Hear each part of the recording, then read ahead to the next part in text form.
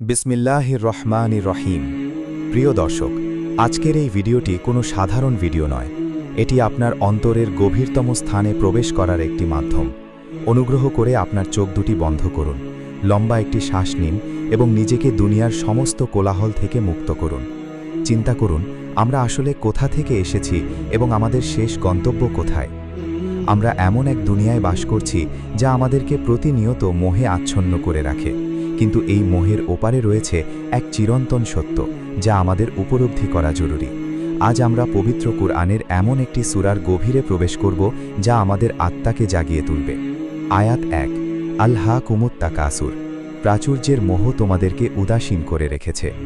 আমিরুল মোমিনিন হজরত আলী কারামুল্লাহ ওয়াজহু বলেন, দুনিয়া হল ধোঁকার ঘর যা মানুষকে তার আসল গন্তব্য থেকে ভুলিয়ে রাখে। সূত্র নাহজুল বালাগা, খণ্ড ১, পৃষ্ঠা ১২০। এই আয়াতে আল্লাহ রব্বুল আলামিন আমাদের অন্তরের সেই ব্যাধির দিকে ইঙ্গিত করেছেন যা আমাদের রবের স্মরণ থেকে দূরে সরিয়ে দেয়। মাওলা আলীর রুহানি দৃষ্টি অনুযায়ী তাকাসুর বা প্রাচুর্যের মোহ কেবল সম্পদের প্রাচুর্য নয়, বরং তা হল আত্ম অহংকার ও পার্থিব জীবনের অসারতাকে স্থায়ী মনে করার ভুল ধারণা। যখন একজন মানুষ দুনিয়ার পিছু ছোটে, তখন তার রূহ বা আত্মা অন্ধ হয়ে যায়। এই অন্ধকার থেকে বাঁচতে হলে আমাদের অন্তরকে পার্থিব মোহমুক্ত করতে হবে। আয়াত ২, হাত্তা জুরতুমুল মাকাবির, এমনকি তোমরা কবরস্থান পর্যন্ত পৌঁছে যাও।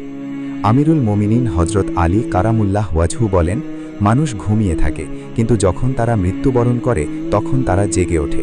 সূত্র কঞ্জুল উম্মাল, খণ্ড ১৫, পৃষ্ঠা ৬৯৮। রুহানি দৃষ্টিকোণ থেকে এই আয়াতের মাধ্যমে আমাদের পরম সত্যের মুখোমুখি হওয়ার কথা বলা হয়েছে। আমরা জীবনের শেষ প্রান্তে না পৌঁছানো পর্যন্ত মোহ কাটিয়ে উঠতে পারি না। মাওলা আলী আমাদের স্মরণ করিয়ে দেন যে এই পৃথিবী একটি ক্ষণস্থায়ী সরাইখানা। প্রতিটি মানুষের আত্মা তার মূল উৎসের দিকে ফিরে যাওয়ার অপেক্ষায় থাকে, কিন্তু দুনিয়ার মোহ তাকে আচ্ছন্ন করে রাখে যতক্ষণ না সে মৃত্যুর দুয়ারে পৌঁছায়। আয়াত ৩, কাল্লা সাউফা তাআলামুন, কখনো না, অচিরেই তোমরা জানতে পারবে। আমিরুল মোমিনিন হজরত আলী কারামুল্লাহ ওয়াজহু বলেন, তোমাদের জীবনের প্রতিটি মুহূর্ত এমনভাবে অতিবাহিত করো যেন তোমরা জানো যে তোমরা একদিন আল্লাহর সামনে দাঁড়াবে। সূত্র আল হিকামুল আয়েশা, খণ্ড ২, পৃষ্ঠা ৪৪। এটি একটি কঠোর সতর্কবার্তা যা মানুষের অন্তরে কম্পন সৃষ্টি করে। রুহানি জগতে এই সতর্কবার্তাটি আমাদের অহংকারকে চূর্ণ করে দেয়। মাওলা আলীর বাণীর আলোকে এটি সেই মুহূর্ত যখন আত্মা তার নিজের সীমা লঙ্ঘন বুঝতে পারে এবং রবের করুণার জন্য আকুল হয়ে ওঠে। আয়াত ৪, সুম্মা কাল্লা সাউফা তাআলামুন, অতঃপর কখনো না, অচিরেই তোমরা জানতে পারবে। আমিরুল মোমিনিন হজরত আলী কারামুল্লাহ ওয়াজহু বলেন, যে ব্যক্তি আখিরাতের কথা ভুলে যায় সে নিজের রূহকে ধ্বংসের পথে ঠেলে দেয়। সূত্র নাহজুল বালাগা, খণ্ড ২, পৃষ্ঠা ১৫৫। বারবার এই সতর্ক বার্তাটি পুনরাবৃত্তি করে আল্লাহ আমাদের অন্তরে গভীর প্রভাব ফেলতে চেয়েছেন। মাওলা আলীর রুহানি ব্যাখ্যার মাধ্যমে আমরা বুঝতে পারি দুনিয়ার চাকচিক্যের পিছনে ছোটা কেবল সময়ের অপচয়।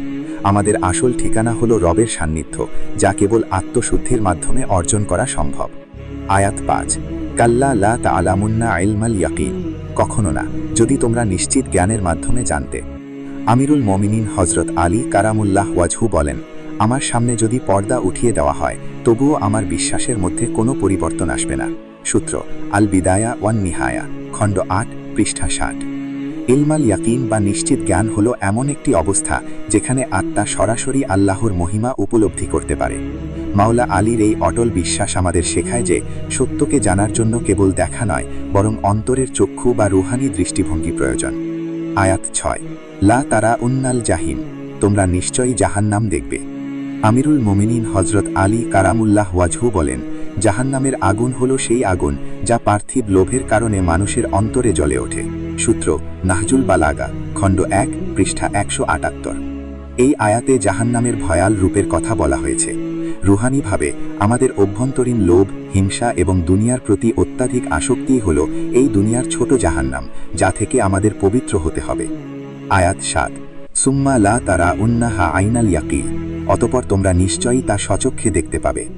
আমিরুল মোমিনিন হজরত আলী কারামুল্লাহ বলেন, সেই ব্যক্তির জন্য আফসোস যে তার নিজের পরিণতি নিজ চোখে দেখবে কিন্তু নিজের সংশোধন করবে না। সূত্র কাঞ্জুল উম্মাল, খণ্ড ১৪, পৃষ্ঠা ২০২। এটি চূড়ান্ত দৃশ্য যা আত্মাকে জাগিয়ে তোলে। যখন আমরা আমাদের জীবনের সমস্ত কাজের হিসাব দেখতে পাব তখন আমাদের ভেতরের অহংকার পুরোপুরি ভেঙে পড়বে। আয়াত ৮, সুম্মা লা তুসআলুন্না ইয়াউমাইযিন আনিন নাঈম। অতঃপর অবশ্যই সেদিন তোমাদেরকে নিয়ামত সম্পর্কে জিজ্ঞাসা করা হবে। আমিরুল মোমিনিন হযরত আলী কারামুল্লাহ ওয়াজহু বলেন, দুনিয়ার প্রতিটি সুস্থতা, যৌবন এবং সম্পদের হিসাব আল্লাহ রব্বুল আলামিন তার বান্দার কাছে চাইবেন।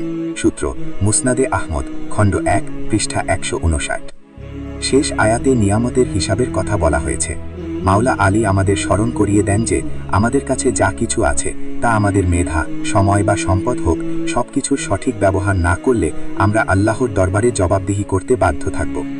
বন্ধুরা, এই সূরার প্রতিটি আয়াত এবং মাওলা আলীর বাণী আমাদের অন্তরের গভীর থেকে জাগিয়ে তোলার জন্য যথেষ্ট।